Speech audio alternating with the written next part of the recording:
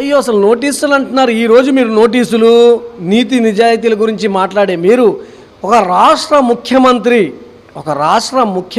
3 సార్లు ముఖ్యమంత్రికి చేసినటువంటి వెంటి 74-75 ఏళ్ళ ఉన్నటువంటి వ్యక్తి నారా చంద్రబాబు నాయుడు గారికి ఎంతోమంది మంత్రులకి, ఎంతోమంది వీళ్ళకి అసలు నోటీసులు ఇవ్వకుండా డైరెక్ట్గా తీసుకొచ్చి లేనిపోని ఆరోపణలు, అసలు సాక్ష్యాలు కూడా కాదు కదా, మీకు అసలు ఎటువంటి కారణాలు లేనివంటి ఒక ముఖ్యమంత్రిని అరెస్ట్ చేయాలంటే ఎన్ని పర్మిషన్స్ కావాలి? ఏ పర్మిషన్స్ లేకుండా ఒక ముఖ్యమంత్రిని బస్సులో మీటింగ్ చెప్పే ఒక ముఖ్యమంత్రిని తీసుకొచ్చి అరెస్ట్ చేసినటువంటి మీరు ఈరోజు ఒక పేటీఎం బ్యాచ్లో ఉన్నటువంటి వెంకటరెడ్డిని, అది కూడా ఆధారాలు తీసుకొని అరెస్ట్ చేస్తే మీరు ఇవాళ జబ్బలు చెప్పుకొని మేము మా వైఎస్ఆర్ ప్రభుత్వం, మా కార్యకర్త, మీరు అన్యాయం జరుగుతుందని చెప్పి మీరు మాట్లాడటం చాలా చాలా చాలా హాస్యాస్పదంగా, చాలా ప్రజలు నవ్వుకుంటున్నారు. తప్పు చేసిన వాళ్ళు ఎవరిని కూడా ఈరోజు ప్రభుత్వం ఊరుకోదు.